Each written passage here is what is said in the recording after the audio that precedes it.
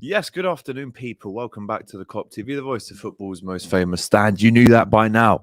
Before we get into this Klopp press conference reaction video, please remember to like it. It helps us move up the algorithm. You should again know this by now. And if you haven't already, before the big game tomorrow, all the fan cams that are going to be coming out of the Kop TV tomorrow, make sure you subscribe. If you have not already, press that bell button too. It helps. Whenever we upload, you're in the know, I should say. Okay. Right. A lot of things were said at the press conference. I didn't actually realize it was 1,000 games up for Klopp. So a massive congratulations to Jurgen Norbert for that incredible achievement, that milestone. He got a very nice and warming message from Sir Alex Ferguson on welcoming him to the LMA 1000 club, which is a very exclusive club. Not many people or managers get in that club, but Klopp is there, and Fergie had very good things to say. He said he's an inspiration to any young coaches looking to get into the game. He goes on to say how well he's done at Liverpool, etc., which is nice to see. It is very nice to see. But what did you guys make of Klopp's press conference today? Massive shout out to everyone who's jumped on this stream over from Discord. The Discord channel is going strong. What I'd like to do in there is grow a bigger community. What I do is put in thumbnails to videos. I talk to you about what videos you'd like to see on the channel. We can talk about general LFC news. All these things go into making a video. So please do get involved in the Kop TV Discord channel. The link is in the description to this video. It takes you straight there. Big up to everyone who's going to the game tomorrow. Also, don't forget, if you are at the game tomorrow, remember to come over and do a fan cam as well. It's actually my first fan cams of the year. My first fan cam since November, since before the World Cup. So you cannot believe the excitement I've got for heading down to Anfield around 11 o'clock tomorrow to get amongst the early game atmosphere against Chelsea. Mason Mount as well. I want to have a little chat about him too. There are rumors that we're circulating around his camp to really find out what the latest is with his contract situation. We're monitoring the situation. Big up to Captain Sal, who's just joined the Discord channel as well, by the way. I can just see that right now. So there are people that can watch this live and also join the Discord live. Multitasking. Who said we couldn't do it? There you go. Big up. Right, I wanted to share this article with you from This is Anfield. It kind of rounds up what was said in the press conference today. There was 4 major takeaways that we're going to go through now. And here they are. As you can see, this was Klopp today in his nice little red quarter zip up. I'm a fan. Haven't actually seen this one in the flesh yet in Nike or the store or anything like that. So I wouldn't mind one of these myself. I'm obviously wearing the Flux 3/4 zip right now. So get involved if you haven't with Flux too. But here you go. The 4 key things from today. It was his 1,000th game in management. What a landmark that is. And you can watch the whole thing here, by the way. But it's 1,000 games for Klopp. This is actually the first time I think he's ever worn a beanie whilst he's been Liverpool manager on his 999th game as manager. Let's get rid of this advert. Don't be needing crucial. Yeah, don't need those hard drives. But that's the first time he's made a bit of a fashion statement there. I quite like it. He looks very rugged, ready to go. But he says, I never thought about these kind of numbers and I never thought I'd be allowed to do it for that long. He's so humble. The beard is now really grey. That wasn't the case when I arrived here. I'm not sure if that's age or Liverpool. Probably is a mixture, if I'm honest, Jurgen. He went on to say that he feels blessed and still feels that he is doing the best job in the world. And you know what? He's done such a good job for Liverpool. What do you guys think of Klopp playing 1,000? Or not playing. He's played a few hundred games, but he's managed 1,000 games now, which is some achievement. Big up.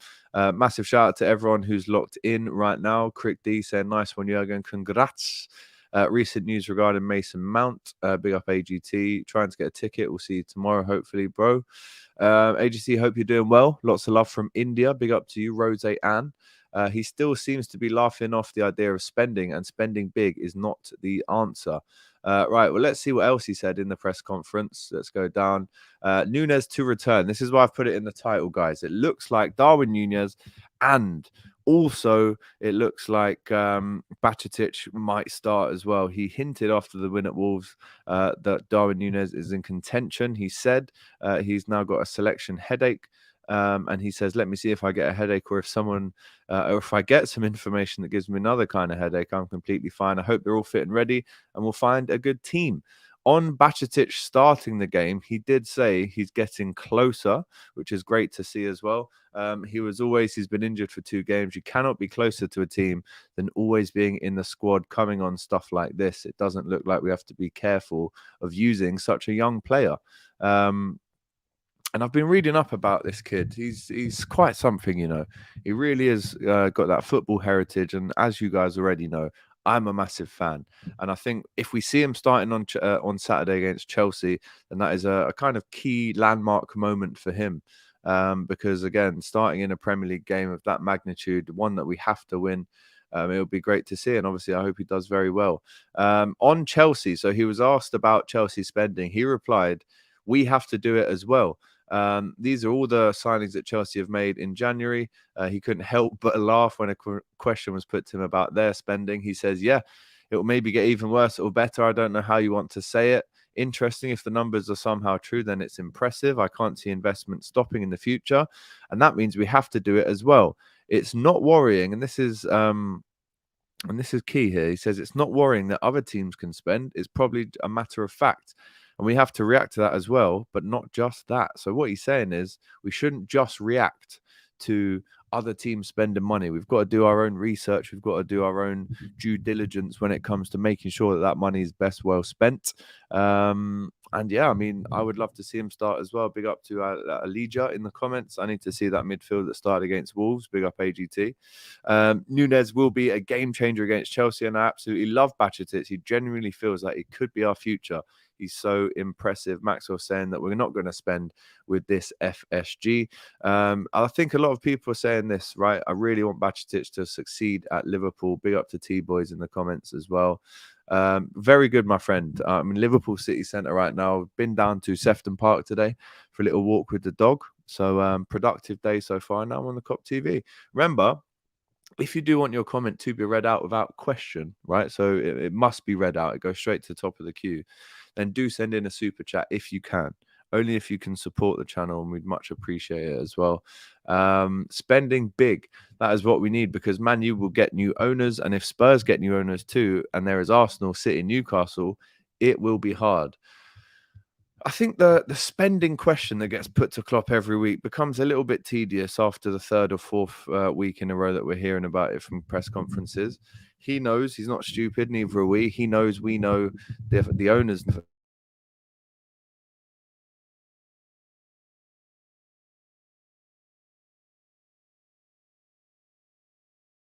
Sorry, Mike went there. But the owners know as well as everyone that you have to invest to stay at the top. Now, they might know that, but they might not do that to the fullest extent compared to these other teams. But you can't look at them and go, well, Chelsea are spending, so we have to spend 200 million.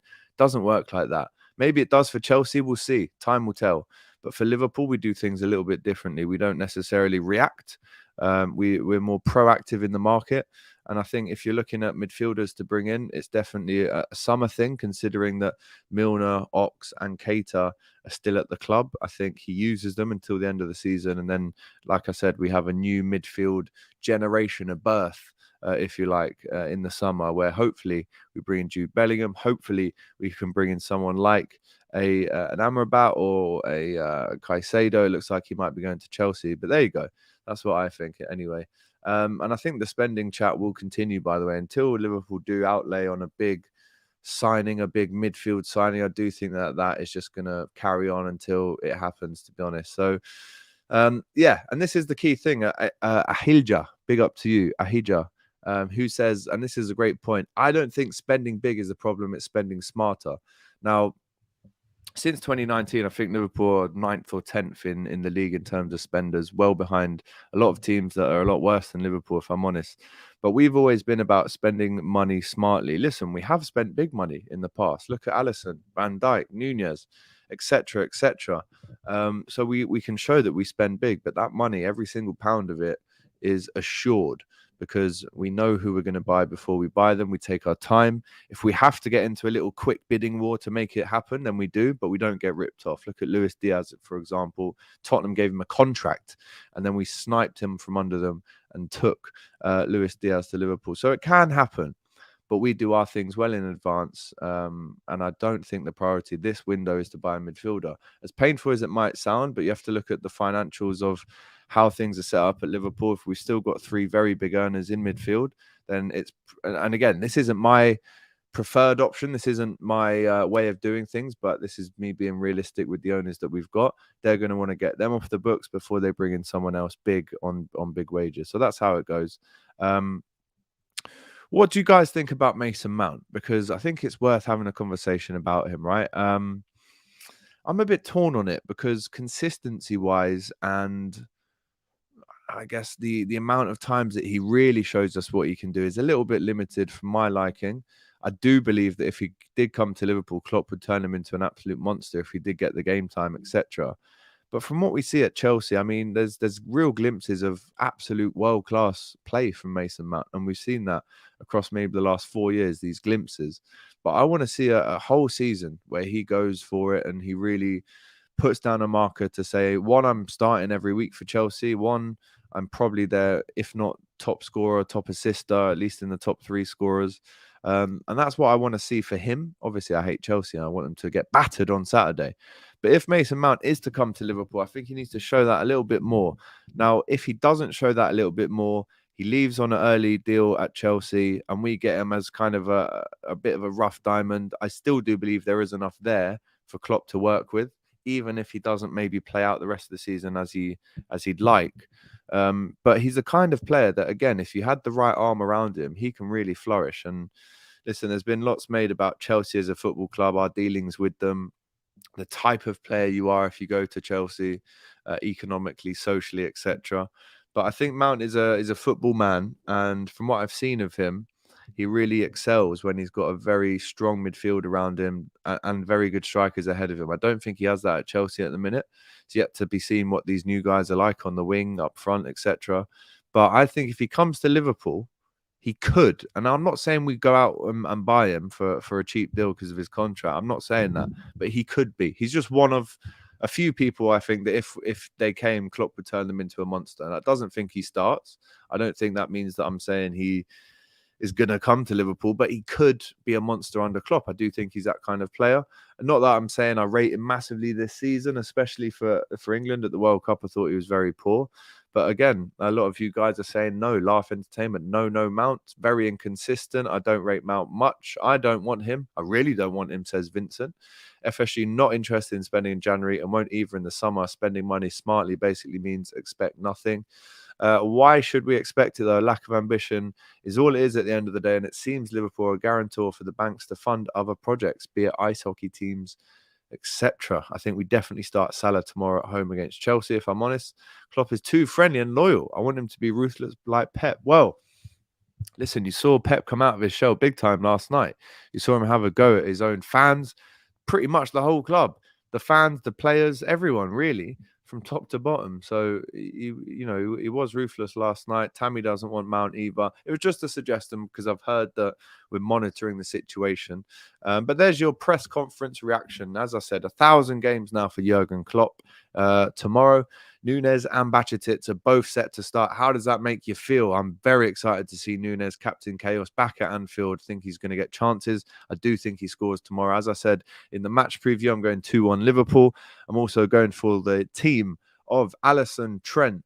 In the middle, Konate, Matip with Robertson. In the midfield, Bajčetić, Thiago, and Fabinho. That's my 3 in midfield. And then up front, I'm going Gakpo, Nuñez, and Salah. Let me know your score predictions now. Let me know your lineup predictions now as well. And let me know what you think about what we've spoken about today. All these topics from the press conference that Klopp had around about 4 hours ago today in Liverpool. 1-1, says T-Boys TV. Not very confident of a home win, which is a shame. But then again, the performances, I mean, we've lost our last 2 Premier League games, so a win isn't guaranteed. That's why I'm going for a slim, hard-fought win. Big up to everyone who's tuned in. And don't forget, we'll be back tomorrow with fan cams straight as they come into us from outside Anfield. Again, I can't wait for it. Win, lose or draw, it's going to be a good one. Same lineup prediction and Naby in for Fab. I do think Naby Keita's got a very strong case to start as well, by the way, tomorrow. But guys, there you go. Keep the comments and the likes coming in after we finished live here. That's your 15-minute roundup from the Klopp. Whoa. Just before you go, don't forget, give us a like, drop us a comment and subscribe to the Kop TV. The voice of football's most famous stand.